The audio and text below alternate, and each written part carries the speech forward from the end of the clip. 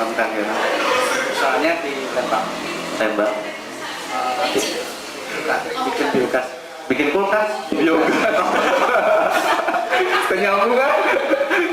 Sorry. Kulkas di Lembang. Jadi pasar kita tuh malah biomasa selama ini masih konsentrasi ke kotoran sapi. Oke. Jadi bahan bakar. Biomasa. Cara memilih karyawan sapi. Oke. Tahun lalu kami mengubah sistem ya. Jadi dari penjualan bisa 20 unit per bulan gitu. Oke. Dengan sistem yang baru kita bisa bikin sampai 40 unit per bulan. Waktu pertengahan tahun 2012 saya pasang target jadi 60 unit per bulan. Semua karyawan udah di briefing, tapi terus nggak maju-maju. Masalahnya kan visi yang saya bawa sama yang mereka tangkap, meskipun bonusnya nih saya gedein, nggak ada tuh, mereka nggak tahu caranya gimana. Kan kita bikin sistem gini, leveling. Saya punya karyawan kantoran yang saya gaji, terus mereka saya komisi berdasarkan closing yang mereka dapat. Terus di lapangan saya terus detail mereka untuk cari agen-agen di lapangan. Nah, masalahnya kan karakter pasar saya kan khusus nih, peternak dengan tingkat level pendidikan seperti itu, dengan gaya sosial seperti itu. Nah kayak gitu, saya berkali-kali ngomong kalau Anda punya agen di lapangan, kita itu nggak usah neken misalnya secara teorinya ya, dia punya berapa ekor sapi, punya kemampuan berapa banyak, apa segala macam. Yang saya sasar adalah closing by reference. Nah, menjelaskan itu ke pegawai-pegawai saya susah. Pertanyaannya gimana sih cara ngecer agen-agen di lapangan, atau mekanismenya kayak gimana ya kira-kira bisa mendapatkan orang-orang yang oh ini layak dapat beli biogas dengan sistem kredit kayak gini. Karena rencananya saya mau bikin cabang di tempat lain di sentra-sentra peternakan sapi gitu. Seperti kayak. Jadi pertanyaannya adalah mencari orang-orang yang dengan karakter kayak gitu, ya ngerti lah sistem seperti sistem MLM, seperti sistem komisi kayak gitu, tapi bukan pegawai tetap. Part-timer gitu. Part-timer yang oh ya saya cuma ngasih data, data hotcall kayak gitu ya, yang Marketing tapi freelance. ya gitu. Marketing freelance tapi mereka oh ya tinggal gini doang saya ngasih.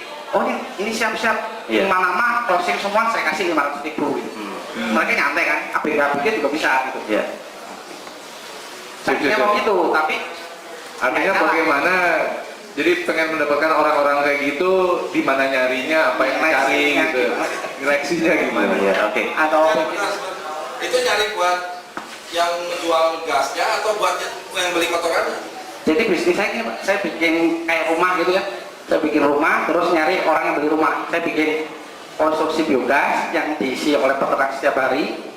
Nah, mereka tinggal dari orang ini punya berapa ekor sapi, orang ini Berarti cari Kotorannya betul ya? bukan, dari user. Cari User biogasnya. pengguna biogasnya berarti. Calon pembeli biogas. Sebenarnya gini, jadi Bapak mencari marketing yang bisa mendapatkan agen-agen begitu kan? Jadi Saya cari agen. Gimana cara agennya? cari agen, berarti cari agen yang mungkin bukan Bapak hire Nggak usah sebagai pegawai, nolai, tapi dia yang akan mencari. Jadi sistemnya adalah kan sistem. data call ke saya, untuk Sistem. saya datangin gitu. Oh, oke. Itu seperti apa ya? Dia main di tengah berarti kan ya? Maklar tanda petik kan ya? Iya. Oh iya. Nah, berarti kan harus cari orang yang di daerah situ yang begitu kan ya? Maksudnya yang jadi memang itu kan spesifik ya, daerahnya adalah misalnya di Lembang, di kecamatan apa, di kelurahan apa gitu kan ya? Iya. Di kelurahan apa, berarti harus cari satu begitu kan ya? Nah kalau kayak gitu kan berarti sebenarnya kan tingkat closing per orang juga paling cuma berapa sih gitu loh. Jadi kan saya harus nyebar. Sebenarnya kalau saya nyebar misalnya selebaran itu juga nggak efektif.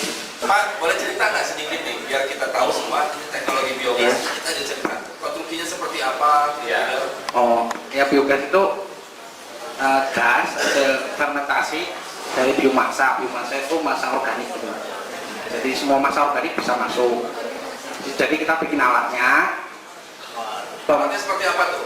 Macam-macam yang sekarang kita bikin prinsip ininya aja, prinsip Kita kerja. bikin septic tank gitu Pak. Oh, septic tank ditangkap gasnya keluar dari situ ya. Kita bikin septic tank, user masukin kotoran sapi. Sementara ini kotoran sapi sebenarnya saya sudah punya yang sampah, tapi belum saya komersialkan. Kotoran sapi masuk ke situ, gasnya kita buat untuk masak atau gas engine untuk pembangkit listrik juga bisa. Terus keluarannya padat cairnya untuk pupuk juga bagus. Iya. Nah kayak gitu. Dan Itu investasinya untuk satu alat biogas itu berapa? yang desain sekarang saya running sih 7 juta. Juta. Itu kapasitas produksi satu bulan untuk pemakaian rumah tangga satu bulan. Berapa Itu tahun? desain konstruksinya untuk 20 tahun sampai 30 tahun. Mereka bisa masak, nggak usah beli LPG lagi, bisa untuk 2 rumah sebenarnya. Oh, bisa disewain juga ya? Ini harus presentasi. Iya. Bulan depan Pak presentasi Pak.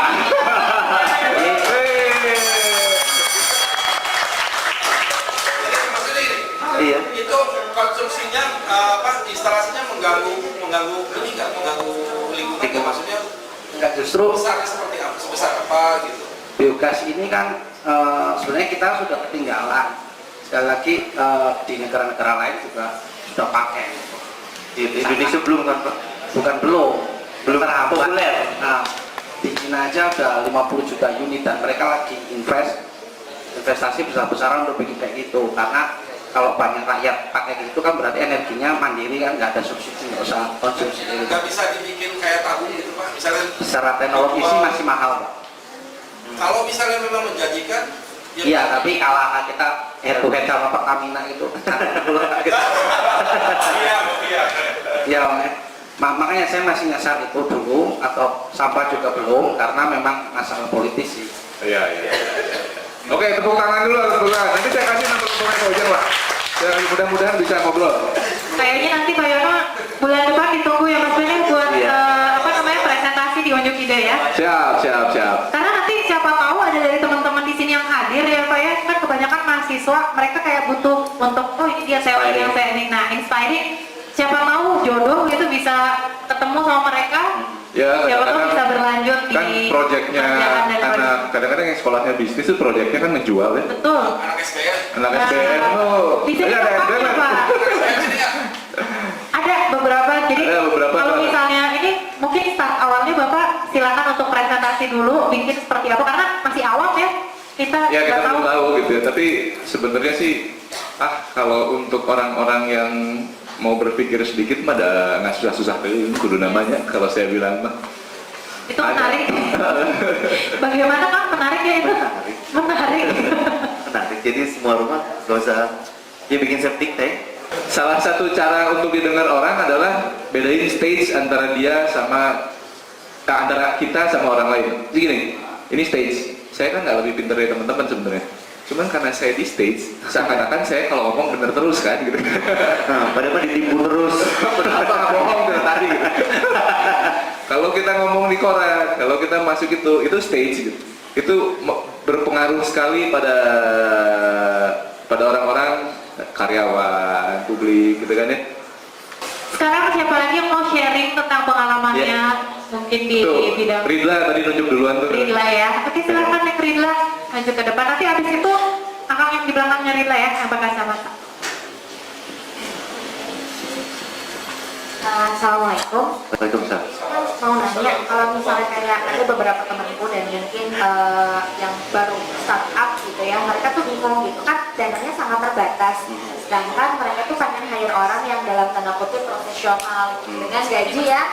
Maksudnya dengan gaji yang mungkin dalam perhitungan matematikanya mereka belum sanggup untuk membayar si orang profesional ini. Ini cara ngakalinya gimana? Atau harus kita motong duit produksi ngambil dari yang lain karena pas-pasan itu? Atau kita hire orang yang sebenarnya nggak profesional banget tapi sebenarnya kita juga jadi ragu gitu, karena sebenarnya kalau kita hire profesional yang pasti bisa meningkatkan produktivitas kan. Nah itu pilihannya gimana? Satu lagi, Baik. nah satu lagi sebenarnya Ingat nggak lu? Ya ingat. Oke. Punya sekretaris.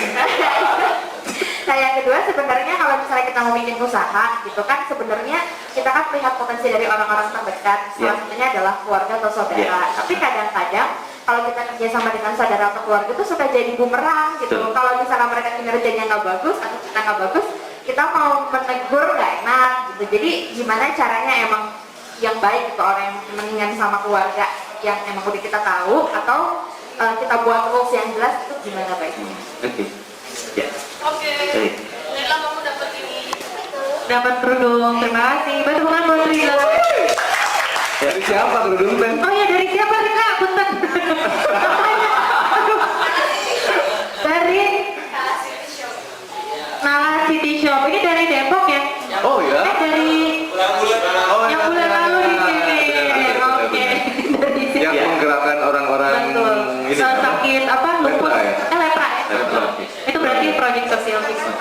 Aku Bukan. suka. Aduh ya Allah. Beda ya? Temannya meralat. Oh ya, teman-teman. Bangga. Ya, Mana, baik. Pak? Tadi yang pertama adalah mencari orang profesional, tapi budgetnya cukup, tapi produktivitas akan meningkat ya.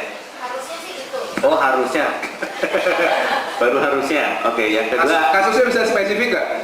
apa? Maksudnya Bagian apa? misalnya Bagian apa? Produsernya? produser atau apa? Dia apa sih? Jualan Film. Oh film. Oke apa? Produser, artisnya? Sebenarnya enggak sih, jatuhnya ke kayak pekerjaan publicis yang udah profesional. Publicist. Oh oke. Sebenarnya dari kita kalau kita sama-sama dari kita ada yang bisa mungkin skill dan pengetahuan dan koneksinya tidak se Oh, profesional. skill, pengetahuan dan koneksi. Oh iya, penting gitu. Penting. Coba pasti harganya akan mahal kan ya? Iya, jatuhnya. Iya. Oke. Nah pertanyaan adalah begini. Satu, kalau yakin bahwa itu akan meningkatkan produktivitas dan akan mendapatkan pendapatan, mau maksain atau enggak? Iya. Kalau saya dan itu pas-pasan banget. Nah itu pertanyaan kan berarti alternatif itu nggak mungkin kan? Berarti kita cari yang kedua. Yang kedua berarti apa? Yang ya sebenarnya nada publicis tapi mungkin ya semi prof lah. Nah semi pro kan, tapi masih bisa mampu bayar. Mampu bayar. Nah berarti tinggal pertanyaan apa yang harus dilakukan supaya dia yang semi pro jadi pro?